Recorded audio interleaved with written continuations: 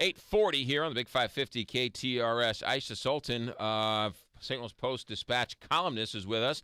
And Tim Townsend, St. Louis Post-Dispatch religion reporter. Tim, thanks for joining us here on the Big 550 KTRS. Hey, McGraw, how are you? You got it. Say hi to your colleague, Aisha.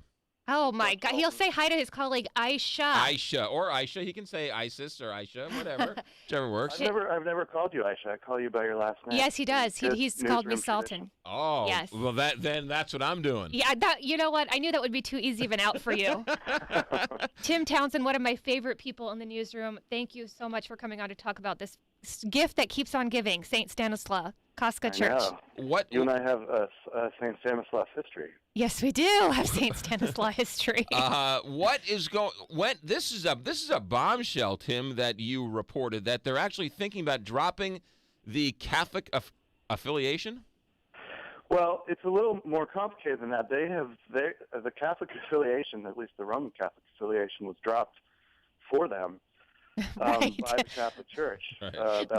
They weren't the dumpers; they were the dumpies. Yeah, exactly. But they have since, stayed true to the Catholic traditions. They consider themselves, I think, an old Catholic church and have affiliated with the old Catholic Church of Utrecht in the Netherlands, which is an old non-Roman Catholic church, which has also affiliated with the Episcopal Church of the Anglican Communion, which is the umbrella group for the Episcopal Church. So it's actually sort of more natural than it would seem for them to affiliate with the Episcopal Diocese of Missouri. But what do they have to gain?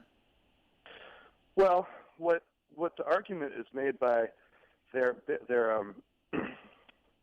pastor, Father Bozek, mm-hmm. is that they need a bishop. All Catholic churches need to have some authority that takes them back through the Episcopal line all the way to Jesus. So by doing this, they affiliate with the Episcopal Diocese of Missouri and the bishop, so they have an authority beyond just Bozek himself. So he basically, is this a spiritual theological problem, not having a bishop, or is there a practical issue? Like, will they attract more people by being affiliated with a mainstream large church? Well, it is mostly a theological issue. Okay. For Bozek to be credible, he has to have some authority above him, or else there's just some non-denominational presence in the Christian landscape. So but it's also about having some. I think it's all about having a community beyond themselves too. So, they're not only talking to the Episcopal Church; they're talking to some other smaller churches, like the I think it's the Ecumenical Catholic Union, things like that no one has really heard of beyond their small congregations. So it is, I think, about being part of a larger community. I'm not exact. I mean, the money thing I think is pretty interesting. All of the issues with the Catholic Church started for this small Polish church over the issues of property and assets.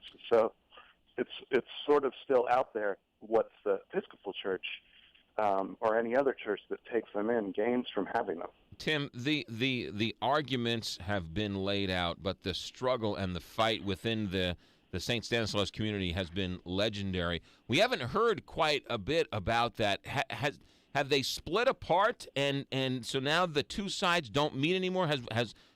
Did one side win? Where are we with that struggle with the parishioners?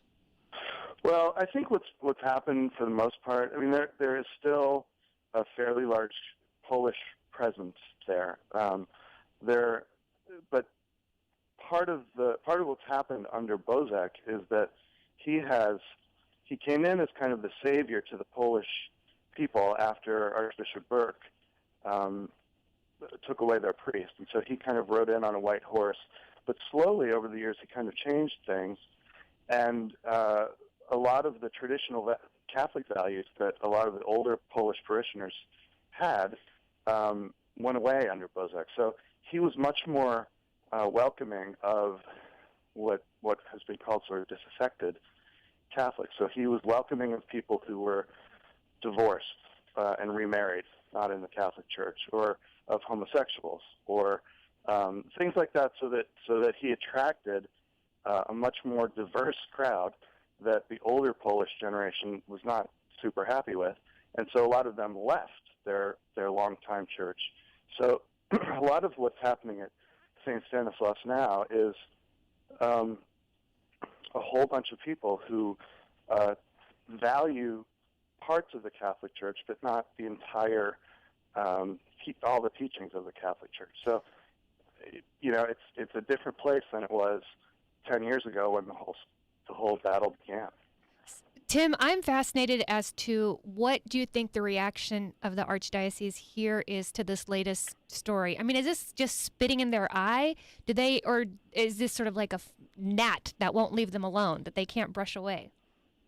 I think the current Archbishop, Archbishop Carlson, inherited this problem when he came to St. Louis that was really begun by not his predecessor, but his predecessor. So Archbishop Regali got this whole ball rolling and then left town when he was transferred to Philadelphia, and Archbishop Burke took it up, heightened the entire thing. And then when he was transferred to Rome, Archbishop Carlson inherited it, tried his best to kind of make things work, realized it wasn't going to work out. But, they lost, the Archdiocese lost the lawsuit. They sued to try to get the property back, lost that in court, and fairly soon after that, despite saying they were going to fight all the way to the Supreme Court, decided not to and dismissed their appeal. And essentially, Carlson has washed his hands of the whole thing. Their one-line statement yesterday to me was, that's not a Catholic church. It hasn't been a Catholic church for a long time. We don't comment on the affairs of non-Catholic churches. Tim, you wrote an... hold on a second. Tim, didn't the Archdiocese ultimately say to St. Stanislaus, we can go back to the way it was? Didn't they give him that offer at one point? Oh, yeah. Yeah, no, they said that was Carlson's sort of final offer, is we go back to the way it was set up by Archbishop Kenrick back in the 19th century. But they had moved beyond that and didn't want that. They wanted control of their own. It was about bylaw changes. Yeah. Right. So they won, but they ultimately, by winning, they destroyed what they were trying to save. Well, Tim has an excellent story on the front page of today's Post-Dispatch on this very issue, a thorough story with all the background. And this is my favorite quote in your story today. This is what the judge wrote when that recent decision about whether or not they could get that property back, the Archdiocese could. And the judge said, the Archbishop may own the souls of the wayward St. Stanislaus parishioners, but the St. Stanislaus Parish Corporation owns its property. Yeah. I just thought that was an excellent way to summarize that situation there. Yeah, and they've held tight to that property. I mean, no one really knows the assets.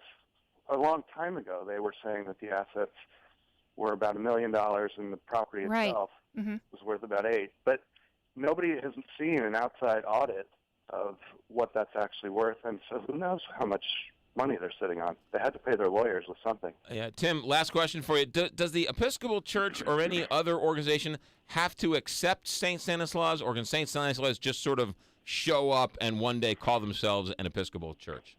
No, they would have to be brought in officially as aligned with. So they won't be an Episcopal church. They will be something like an old Catholic church where the Episcopal Church has sort of carved out a theological space for them to be under the umbrella of the Episcopal Church. So they may use some of the Episcopal Church liturgies, for instance, but they probably won't be a full-blown Episcopal parish. That's Tim Townsend, religion reporter for the St. Louis Post-Dispatch. You can watch this at stltoday.com.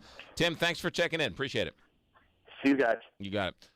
Fascinating stuff. And you, we should say, broke this story 10-some years ago. I certainly did. And Tim Townsend has done a remarkable job with this story. He is one of the best reporters, I would say, at the St. Louis Post. Well, you got to be, because to understand 2,000 years of religious doctrine, to sort of figure out what Eastern European sect you are going to. He's got a deep well of knowledge when it comes to all different types of theology. But St. Stanislaus, they ultimately won.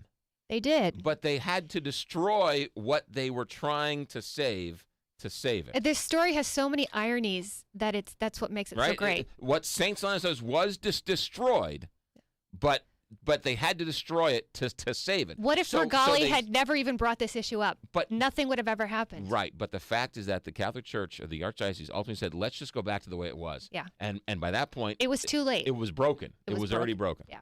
8:50 on the Big 550 KTR.